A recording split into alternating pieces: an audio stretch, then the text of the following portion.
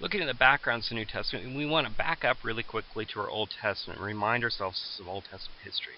We need to remember that the Davidic dynasty, the Davidic kings, started roughly around 1000 BCE with God installing David and his family line. Of course, the north and south portions of Israel split off between Israel and Judah, but the dynasty lasted for hundreds of years until Assyria in 723 BCE captured and took the north off into exile, and then the southern portion of Israel, Judah, gets taken off into exile by Babylonia in 586 BC, and this is also when the first temple is destroyed.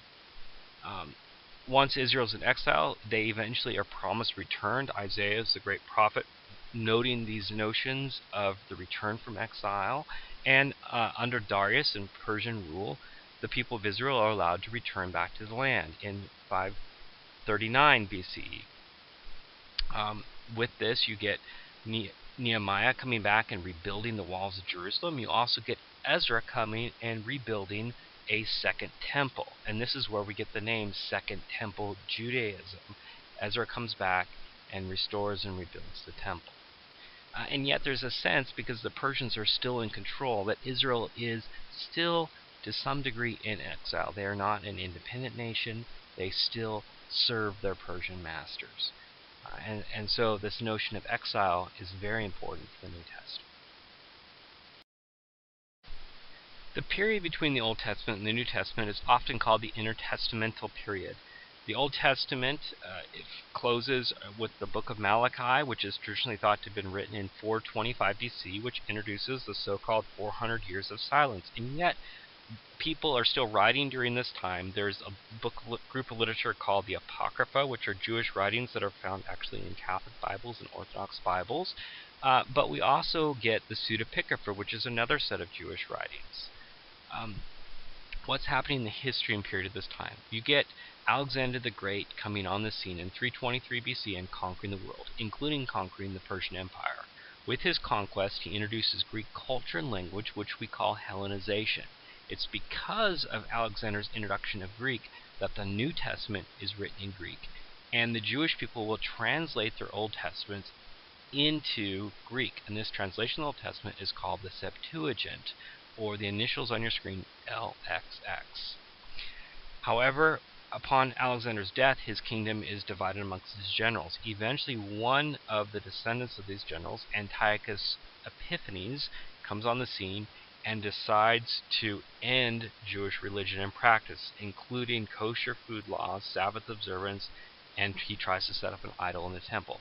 This leads to a revolt led by the Maccabees in 167 BC. This is talked about in the book of Daniel. With the Maccabees, they are able to throw off the shackles of the Greeks, and it introduces the idea that God will anoint someone or as a Messiah, and this anointed person will be a revolutionary to throw off the shackles of foreign oppressive powers and to take Israel out of exile and to establish the new kingdom of David. You also get an introduction of various Jewish sects. It's during this time that the Pharisees and the Sadducees and the Essenes all arise as Jewish parties. And so the Maccabees' time establishes a period of Jewish independence until the Romans come along in 63 BCE when they reconquer Israel. It's during this time that they set up King Herod the Great in 37 BC to rule over Israel. Under Herod, the temple is rebuilt. The second temple is remodeled and fashioned into what Jesus sees in his day. King Herod dies, and his kingdom is actually split up amongst his children. Up in northern Galilee, you are going to eventually get Herod Antipas ruling Galilee, where Jesus lives. And in the southern region, in Judea and Samaria, you're going to get a Roman procurator, a Roman governor, who is going to rule that region. And during the time of Jesus' crucifixion and ministry, that is Pontius Pilate who steps into the scene. And so there's a shifting of rule by the time you get to Jesus, where Israel is once again feeling like they're lost and feeling like they're in exile. They're longing for the days of the Maccabees, longing for a new Messiah as a revolutionary to throw off now the shackles of Rome, to end the exile of Israel, and to restore the people of God. We want to look at the social values of the day, noting that the family structure was different than today. In those days, it was a patriarchal family structure where the husband was the head of the home. Everyone answered to the husband or the father, whether it was children, whether it was slaves, or whether it was the wife. The husband, which was really the oldest living male in the family, was the person in charge of the family.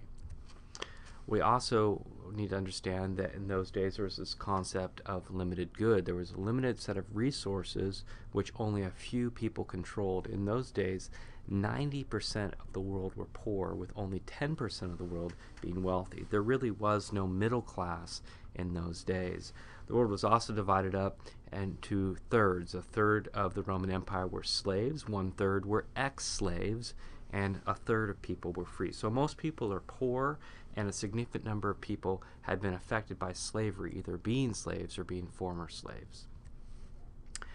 It was a system of patron-client relationships where the wealthy few would bestow favors upon clients, and in return those clients would owe debt to those patrons who were the benefactors to them. This was part of a system of honor and shame, and so you would give people the honor that they were due, and in society you would get shunned if you were to bring shame into your family or society. This is a little bit different system than a morality system where you have right and wrong. Instead, it's a matter of whether you're bringing honor to your family, to society, or shame. It's also a system of purity and impurity in terms of defilement. So these things could be external as well as internal factors which made something either clean or unclean. This was a society full of polytheism and animism, so it was a society that believed in many gods and in many spiritual layers and forces in the world, spirits behind trees and in waters and that sort of thing.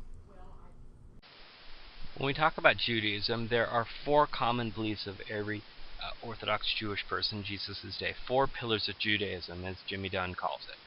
And you got an acronym here, MELT, to help you remember, M-E-L-T. First, every Jew believes in only one God. We call this belief monotheism. It's based on the Shema, Hear, O Israel, the Lord your God is one. It is also a belief of election. The Jewish people are a chosen people. Of all the people of the world, Israel was chosen. This is based on Exodus 20, 1-3, that God chose them as slaves out of slaves of Egypt. You also get the giving of the law is a result of this election. And the law includes external markers that distinguish them from other nations, such as Jewish kosher diet, observance of days like the Sabbath, physical signs like circumcision, as well as moral practices or ethics. Finally, you get the worship of God in the temple, which is the center of God's presence in the land. It's the only place in the entire world where one can go and worship God. These are 4 basic beliefs that every Jewish person who's religious would have followed in Jesus' and Paul's day.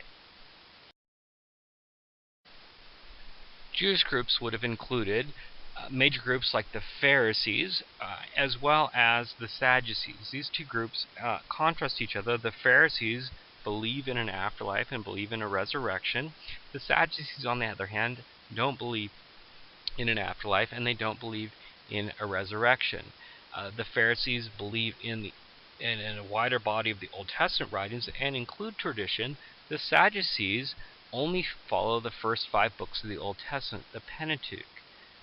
The Pharisees are also concerned with applying the purity codes of Leviticus, the priestly codes, to all the nations, so they have a high concern of purity, where they're trying to make everyone essentially into a nation of priests. The Pharisees would have drawn their power and made appeals to the lower class, the common class of people, while the Sadducees would often be drawing upon the upper class, the wealthy, the elites. There's also an ascetic group called the Essenes that have made a community in Qumran out in the Judean desert by the Dead Sea. This group is apocalyptic in orientation. They're expecting the imminent end of the world, and they see themselves as sons of light versus the children of darkness. They consider themselves as a group of exile, and they consider themselves as a group to be a group replacing the temple and to be replacing the priesthood. So they themselves are the only true priests, the only true temple, and so they see themselves set off from the rest of the world. And they see actually the temple institution in Judea as corrupt. There's also the zealots. In Jesus and Paul's day, this was someone who was zealous for the law. They had a passion for the law. This passion eventually is transformed into revolution, and they actually try to revolt against Rome and in a formal movement in 67 to 70 AD. You also have the Samaritans, who are another group of people where Samaritans actually have their own Pentateuch, they have their own Bible, they have their own place of worship, and this is another group that's slightly outside of Judaism. Then you get the non-Jews, and these here would be what we call the Gentiles. So here are some of the major Jewish groups and Jewish categories.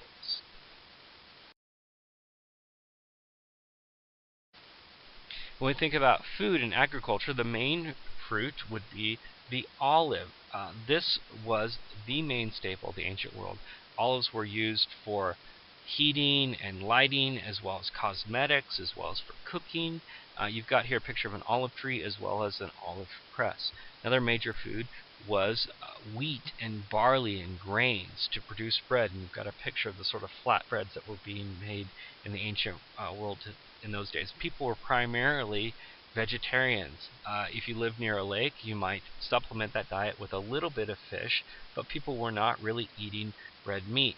You couldn't go out and get a hamburger, because if you did, you had to kill the whole cow, which meant you had to invite the whole village. Red meat, major meats of cows, of sheep, of goats, these things were being offered at festivals, at major occasions. There were rare times a year where people were actually eating big red meats, such as large animals. When we think about the literacy, 90% of the people were illiterate. They could not read or write.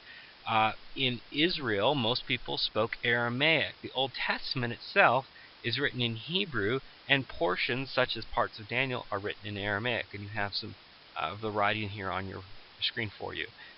Jesus would have spoken Aramaic.